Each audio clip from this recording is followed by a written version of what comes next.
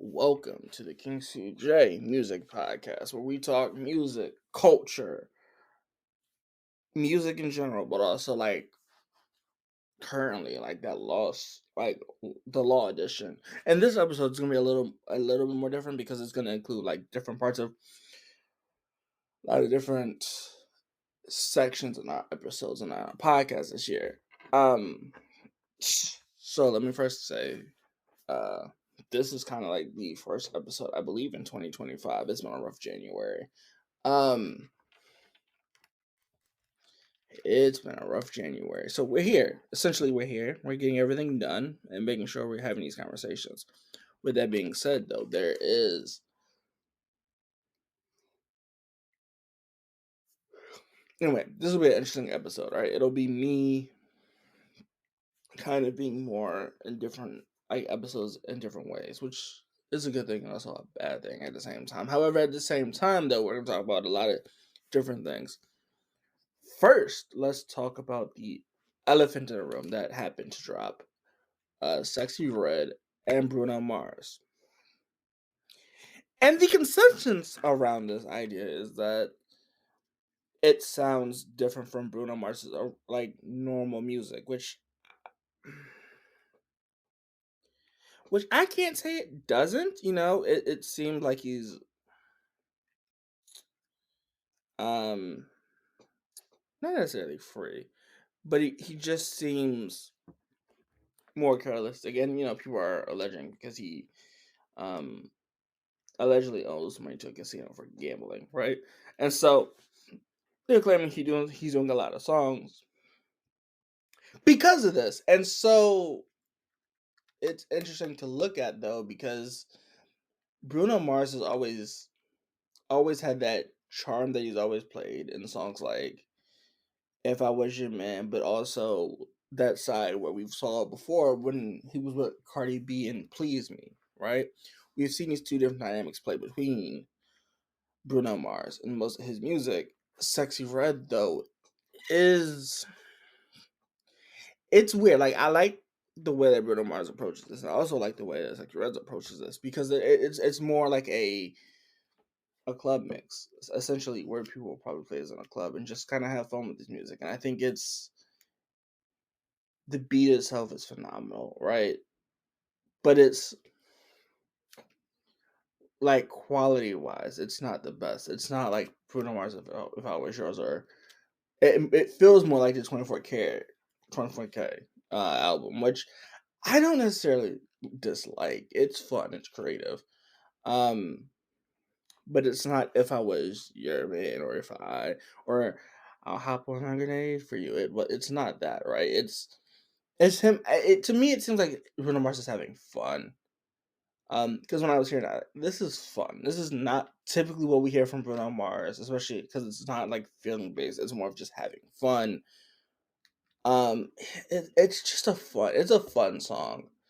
Um, I don't know. Like I think if you're looking for something fun, it's fun.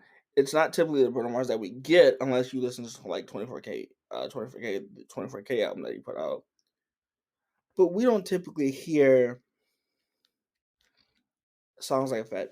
I think it's Fat, Juicy, and Wet from Bruno Mars. Which, let's be fair, that's very rare. We ever heard something like that from Bruno Mars, and so it's interesting, right?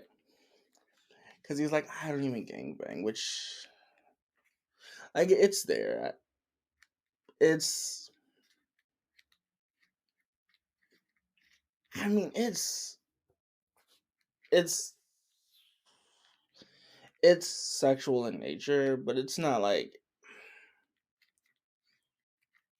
but I think Sexy Red makes music which is supposed to be fun and creative in a different way that people aren't typically used to. We've seen this with Drake, we've seen this with Bruno Mars, right? They're not Bruno Mars has made sexy music. He's also made music that it pulls on the heartstrings, but it seems like he's just having fun, and I can't blame him for doing it because a lot of artists are like, "I'm gonna put out music that I love now and just enjoy it, making fun." Um, and this is strictly what this sounds like. Which, I mean, I can't blame him because it sounds like a fun song. It I don't know. It's not what we typically hear, and it is a very short song. I think the song's like a minute, like 2 minutes long. It's not a very long song, so I figured it was gonna be like a catchy, repetitive song, and that's what I got from Bruno Mars. Now let's talk about the King of the Hour, because I didn't think we were still gonna talk about this going into towards the end of January. However, I was wrong. Um, this lawsuit for defamation that Drake has against UMG, from what I'm reading, and this has been the conversation a lot really around this. We're gonna talk about Drake, and I've heard different people talk about it different ways. A lot of people said that Drake was snitching. Um, it, it's it's okay. It's weird, right? Because for defamation, you have to prove the decrease in numbers, like it ruins your reputation, or anything Drake can prove. However, at the same time, he does use, and this is from like me reading the like actual filing. The issue is and he files it and uses predominantly black creators, which I it's weird, right? Because people are like, well, he shouldn't have did. There's a lot of people that reacted to this beef. There's a lot of people that did, and that's a fair point. That is a fair point, but also at the same time, right? Not like us. Probably damaged a lot of people's reputation. The same thing it did with um Baka So Nice when the allegations with him and his ex-girlfriend came into the situation, right? And I mean no ill intent when I'm talking about this, and I don't mean to defame anybody, but this is what it's looking like. Hip hop, hip hop, and this is why I said you can't gatekeep hip hop, because if you gatekeep hip hop, a lot of people are having this idea that he's suing Kendrick, and that's not the case. Him and Kendrick are on the same label, like their same publisher is UMG. UMG owns a lot of companies that help them publish and produce and distribute music, which is why he's suing UMG, because basically what he's saying is, it's different, because even this is the issue. Even in even if you leave a comment that's not entirely true, you can be sued for it. And this is the issue. If it's not true, it's hearsay. Hearsay can be used in a court of law, so you have to prove that he is one, which is going to be weird for UMG, because UMG said themselves that we wouldn't do it. Somebody that's making us tons of money, which that's a strange argument to hold in court, that he was making me money. Why would I do it? I mean, that may hold some ground, but it's tricky, because I was talking to a lot of the people that are pre-law, that have a better understanding of copyright law and laws than I do, and they were like, I mean, I get that for a certain instant he is using um predominantly black creators for his examples in court cases, but that's also because people are gonna say, and I think this is the issue with hip hop. There was a podcast that Jim Jones was on, and they talked about the same issue. But the problem is, I don't know. It's weird, because they're like, is snitching not giving evidence to the police? Is snitching, is that not giving evidence to the police? He's just saying, if you can prove that I'm this, prove it. Because essentially, and this is what I'm saying. Defamation is easy to prove, because you have to And if UMG has it, I would. If UMG really wants to prove that defamation didn't happen, I mean, it wouldn't be hard, right? Because you have to, at some point, if the statement's false, that falls into defamation character category, which isn't. It has nothing to do with hip hop. It just is like if you're going to let or promote music that is not true, which is tricky because it's like he insinuated that he was a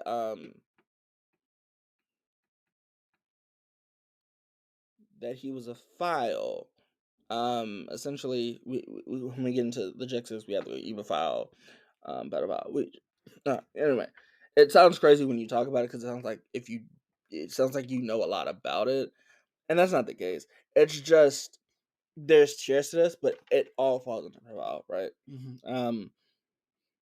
Which I'm saying, if you can prove it's true, I mean, and I'm not saying that he is. I'm just saying that I guess that's the argument that someone's trying to say. Well, it's just rap beef. You shouldn't sue for it. But there's been a lot of artists that have sued in class actions and all of this that have sued labels before. So I'm not understanding because I think this is my issue. If UMG says that they're not responsible for what the artist put out, a lot of artists are gonna say, but you told me I had to wait a year to release albums. You told me I had to do this for a year before I could release songs and this and it's not, right?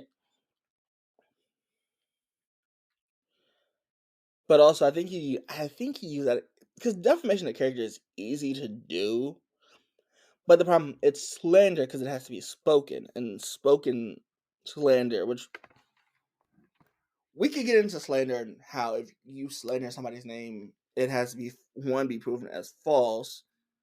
It has to be presented as fact, which that's my issue because uh, all the all the all the women have released statements saying that it was false and it never happened. Which, granted, they're not under the court of law, so they could be not telling the truth. But you kind of have to prove that those statements are false, which it's. I mean, if Drake can prove the damages, which I think would be tricky because he has lost a lot of. I don't know. He is. If we look at the numbers, he was at one point the most streamed artist. If he argues that for some reason that it made him lose popularity, we can go monthly streams. Besides monthly streams, what are we basing this off of? Because Thank You Later is what has re-entered the charts, I believe. So what are we basing this off of? That's it. It's gonna be tricky. The statement was spoken and communicated by others. Um, because if you're not aware, they're not like us. Picture is used as an app when people are charged. What I believe is what they're charged with is sexual crimes, right?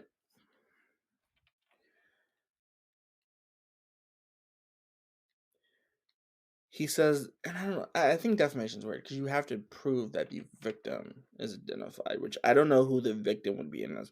If the victim is Drake, he can kind of prove that because not like us is calling him a white boy, which will refer to Drake because Rick Ross did it.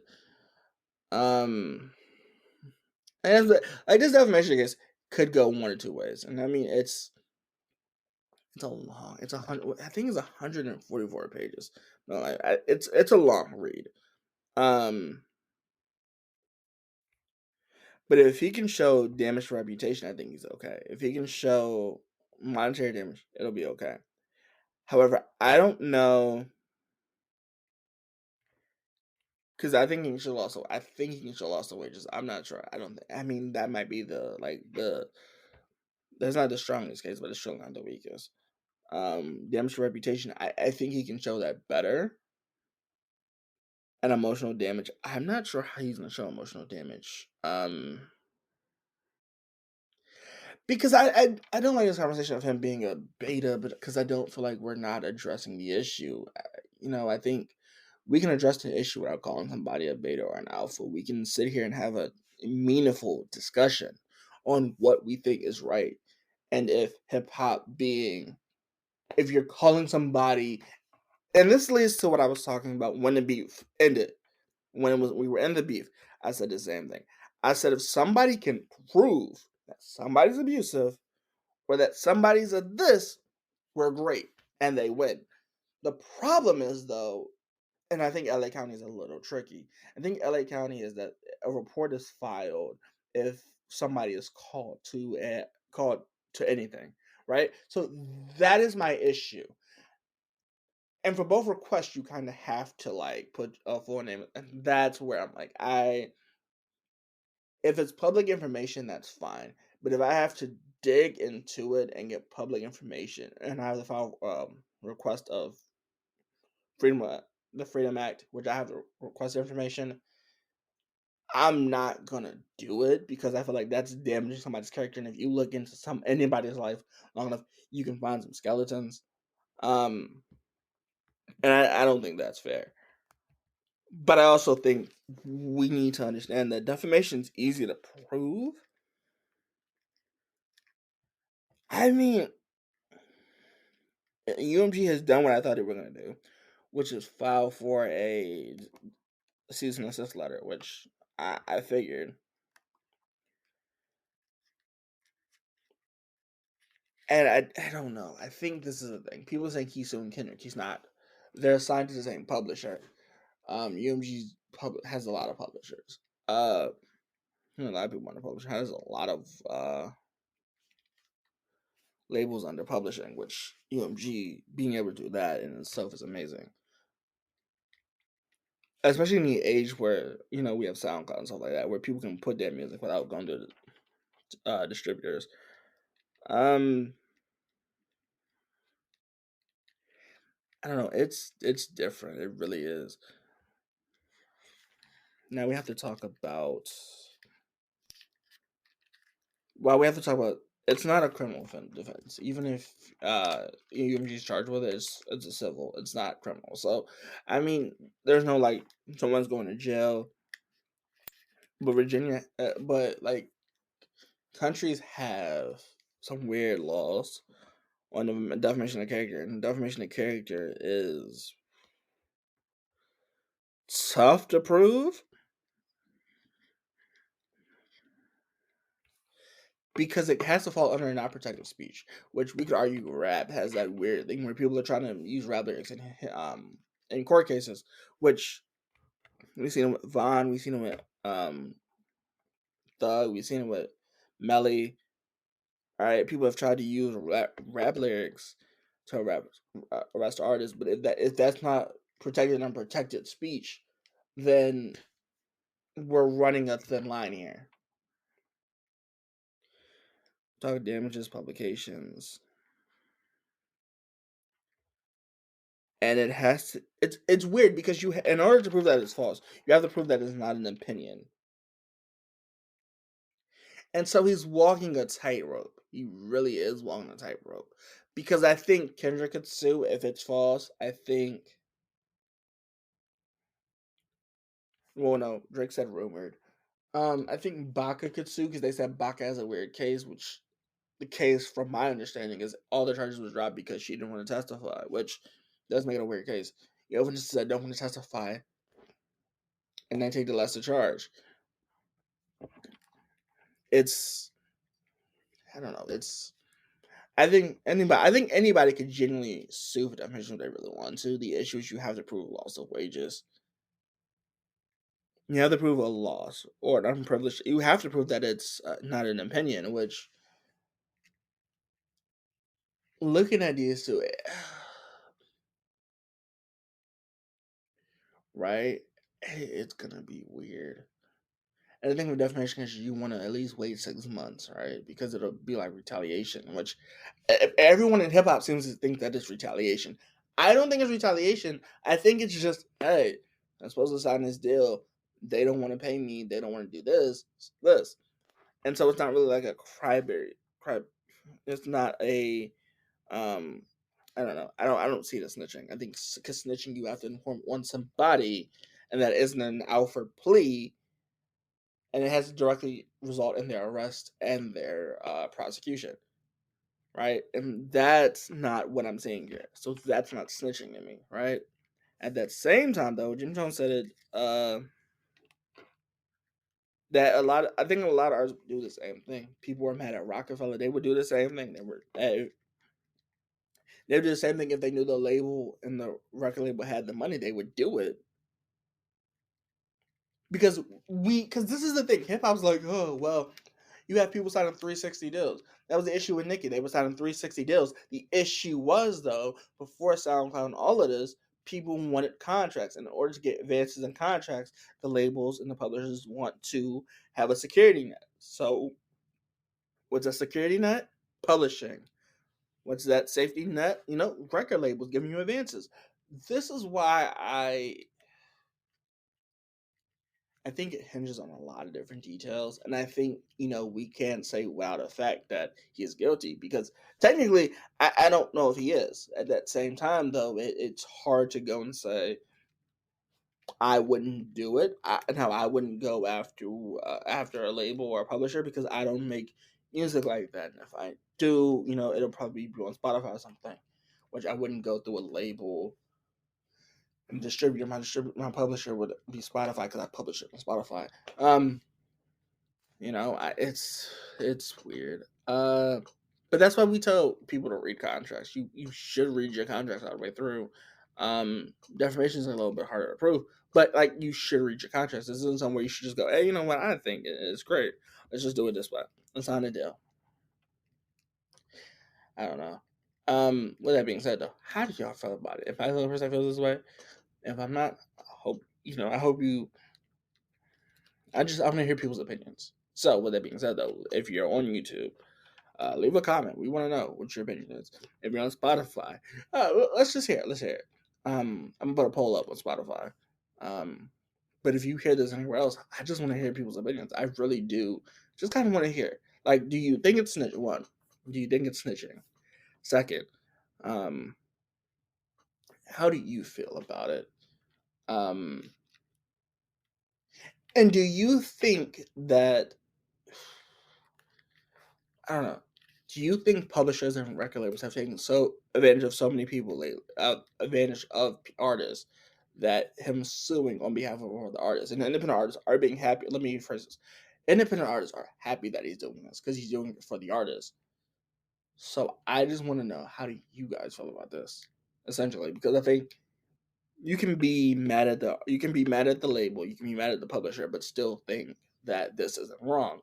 Which I think a lot of people are like in between on. You're either hard this or hard that. Which I'm curious. Why do you feel this way?